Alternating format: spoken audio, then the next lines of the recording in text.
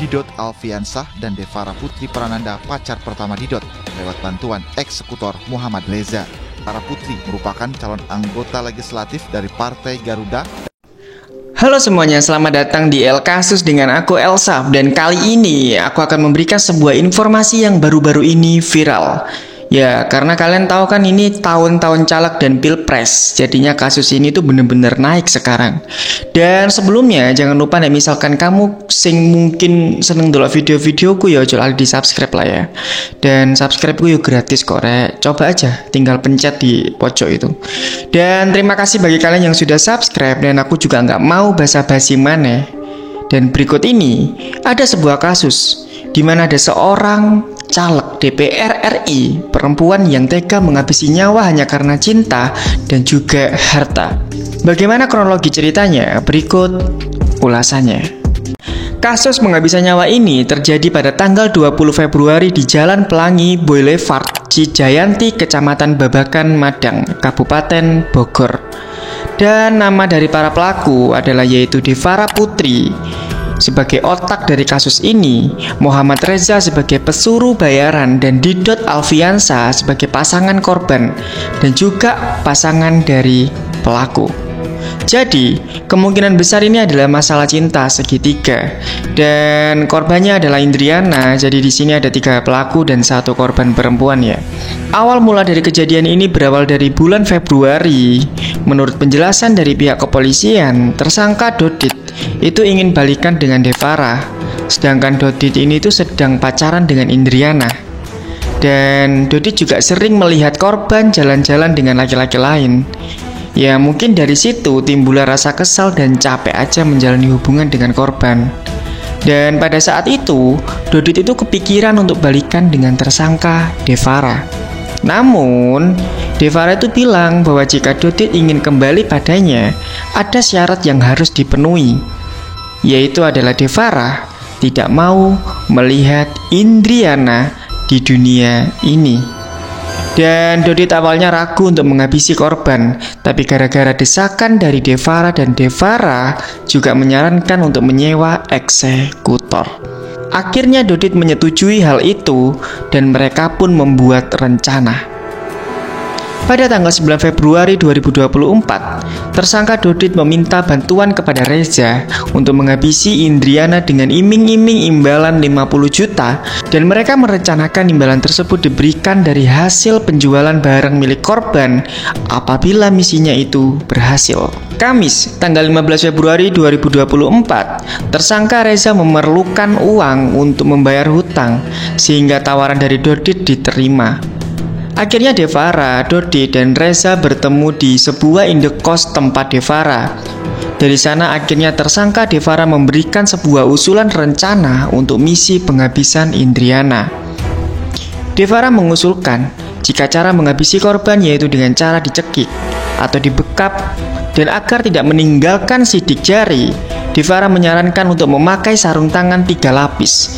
Dan Devara juga menyarankan korban jangan dijemput di depan rumah, melainkan di luar atau di tempat kerja aja. Dan selain itu, Devara juga menyarankan untuk mencari tempat sepi yang tidak ada CCTV-nya, dan juga harus memakai mobil rental atau sewaan. Wah, ini sih bener-bener berencana banget ya. Dan aku nggak habis pikir ya, kok bisa perempuan ini tuh bener-bener bukan kayak manusia gitu loh. Dan berikutnya, hari Senin, tanggal 19 Februari 2024, kurang lebih pukul 5 sore, Dodit menyewa 1 unit mobil Avanza dan juga membeli sarung tangan. Dan Dodit juga sempat mengganti plat nomor mobil yang disewa dengan nomor B2348 Fox, yaitu dengan nomor palsu. Berikutnya, Selasa 20 Februari 2024, sekitar pukul setengah 4 sore, Dodit menjemput Reza dan juga Indriana untuk dibawa jalan-jalan ke puncak Bogor. Akhirnya mereka menuju Bukit Bogor dan tiba di lokasi pada pukul setengah 8 malam. Mereka juga sempat makan di sebuah warung dan ngobrol biasa sambil bercanda-canda gitu. Sedangkan Reza makan terpisah dengan Dodit dan juga Indriana. Setelah 1,5 jam, Dodit mendatangi Reza dan berbisik, kalau mau menghabisi korban nanti di turunan jalan aja ya. Terserah kamu mau memakai alat apa aja. Itu adalah bisikan Dodit ke Reza. Dan setelah itu, Dodit mengajak korban untuk naik mobil dan korban duduk di samping Dodit dan Reza di jok tengah mobil.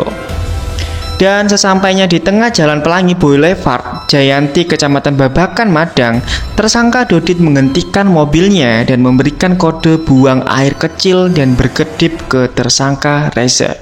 Dan pada saat Dodit mengunci mobilnya dengan remote, pada saat itu juga Reza mengalungkan ikat pinggangnya ke leher korban sambil menarik selama 15 menit lamanya. Wow, ini sih bener-bener sadis ya, dan goblok gila banget orang-orang itu.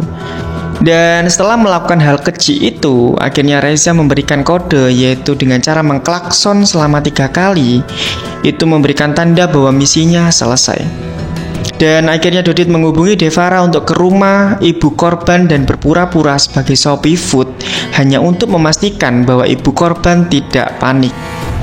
Setelah itu, korban dibawa Reza dan Dodit ke indekos Devara karena Devara sudah menunggu. Dan sebelumnya mayat korban Indriana itu dipindahkan ke jok belakang dan ditutupi dengan bed cover. Dan Reza pun juga langsung pulang. Pada hari Rabu tanggal 21 Februari 2024, Dodit dan Devara menjemput Reza sambil membawa mayat korban. Mereka berencana membuang korban ke Laut Pangandaran. Dan pada pukul 6:30 malam, mereka tiba di Cirebon untuk istirahat. Dan setelah itu, mereka melanjutkan perjalanannya dan sampai di Kuningan pada pukul 1:30 pagi, yaitu tepatnya pada hari Kamis tanggal 22 Februari 2024. Dan mobil mereka juga sempat bocor olinya dan juga mogok. Akhirnya mereka juga menyewa towing untuk membawa kendaraan menuju Banjar. Dan singkat cerita, yaitu pada tanggal 23 Februari 2024 pukul 1 dini hari, Dodit meminta Devara untuk membuang mayat korban karena merasa nggak enak. Mereka membangunkan Reza dan membersihkan mobil agar tidak ketahuan. Dan berikutnya pukul 2 dini hari, Dodit dan Devara mencopoti perhiasan korban, anting, dan juga jam Rolex. Dan setelah itu, Reza menggendong ke pundaknya dan kira-kira 100 meter dari bengkel ada jurang. Setelah mayat korban dibuang, barang-barang korban dimusnahkan oleh mereka, termasuk baju korban, SIM, KTP, dan identitas lainnya. Dan setelah itu, akhirnya mereka kembali ke Jakarta. Dan pada Sabtu 2024, Dodit mencuci mobil dan mengembalikan ke pemilik rental. Dan pada tanggal 25 Februari pukul 7 pagi, saksi IM saat bersepeda mencium bau busuk menyengat di bibir jurang. Dan ternyata bau yang membusuk itu adalah bau mayat. Dan setelah itu saksi IM melaporkan kejadian tersebut ke polisi. Senin 26 Februari 2024, para tersangka menjual barang milik korban, yaitu berupa handphone, tas branded, dan jam Rolex seharga 68 juta rupiah. Dan Reza diberi 15 juta dan dibelikan HP iPhone seharga 8 juta. Dodit membeli handphone senilai 14 juta dan sisanya dibawa Devara.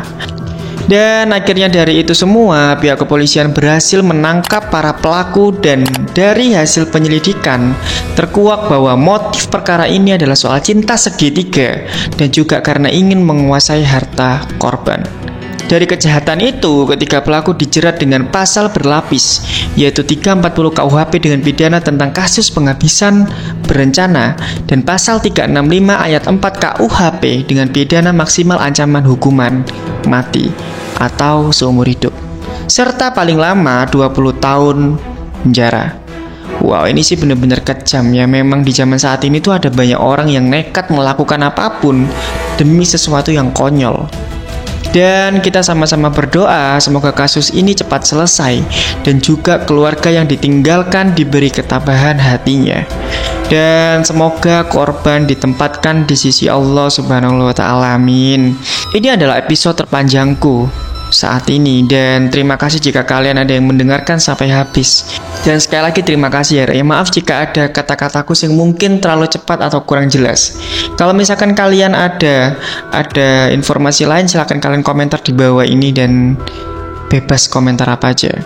Dan aku juga butuh kritik atau saran, kira-kira cara bicaraku ini kurang apa, terlalu cepat atau mungkin terlalu pelan. Terima kasih buat kalian yang sudah nonton. Sekali lagi terima kasih. Jangan lupa subscribe dan sampai jumpa lagi di El Kasus selanjutnya. Berikutnya Selasa tanggal 2.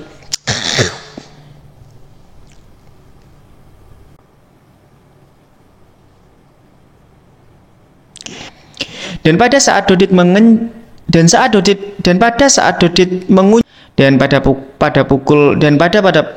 setelah mayat korban dibuang, barang-barang korban